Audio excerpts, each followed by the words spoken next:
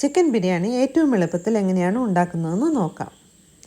Chicken 2.5 kilo നല്ല വൃത്തിയായി കഴുകി വയ്ക്കുക. അതിലേക്ക് 1 ക്യാപ്സിക്കം, 2 സവാള, 3 തക്കാളി, 1 പിടി മല്ലിയില, 1 പിടി പുതിനയില, 2 ടേബിൾ സ്പൂൺ കാശ്മീരി പൗഡർ,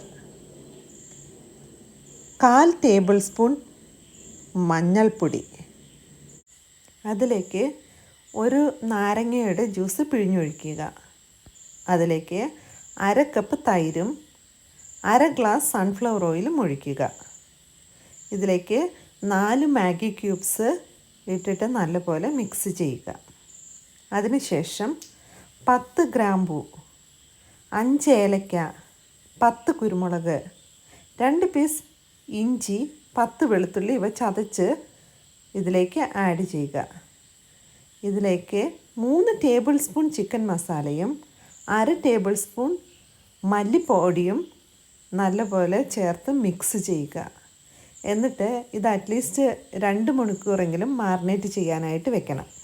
നമ്മൾ ഇതിനകത്ത് മാഗി ക്യൂബ്സ് ചേർത്തിരിക്കുന്നതിനാൽ അതിനകത്ത് ചിലപ്പോൾ ആവശ്യത്തിന് ഉപ്പ് കാണും. പക്ഷേ ഉപ്പില്ലെങ്കിൽ വീണ്ടും നമ്മൾ ഉപ്പ് ആഡ് ചെയ്യണം. ഞാൻ ഇതിൻ്റെ അകത്തേക്ക് 2 ടീസ്പൂൺ ഉപ്പ് ആഡ് ചെയ്തു. നമ്മൾ ചിക്കൻ മാരിനേറ്റ് ചെയ്ത് അതേ പാത്രത്തിൽ തന്നെ അടുപ്പിലേക്ക് വെച്ച് കത്തിക്കുന്നു. അതേസമയം മറ്റൊരു പാത്രത്തിൽ നമ്മൾ ചോറിന് വേണ്ടിയുള്ള കാര്യങ്ങൾ സെറ്റ് ചെയ്യണം. അതിലേക്ക് 2 പട്ട, 10 ഗ്രാമ്പൂ, 10 കുരുമുളക്, ഒരു 4 ഏലക്ക ഇവ ചേർക്കുക.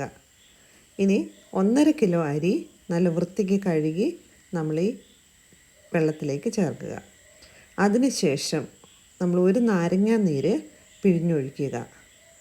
എന്നിട്ട് കുറച്ച് സൺഫ്ലവർ ഓയിലോടെ അതിലേക്ക് ഒഴിക്കുക. അതിലേക്ക് ആവശ്യത്തിന് ഉപ്പ് കൂടെ ചേർത്തിട്ട് നമ്മൾ തുറന്ന് വെച്ച് ഇത് വേവിക്കുക. ഇതിൻ്റെ വേവ് പകുതിയാകുമ്പോൾ അതിലേക്ക് 2 ടേബിൾ സ്പൂൺ ചിക്കൻ മസാല ചേർക്കുക. നമ്മുടെ അരി പകുതി വേവാകുമ്പോൾ നമുക്ക് സ്റ്റൗ ഓഫ് ചെയ്തിട്ട് അരി നമുക്ക് വാർത്തെടുക്കാം.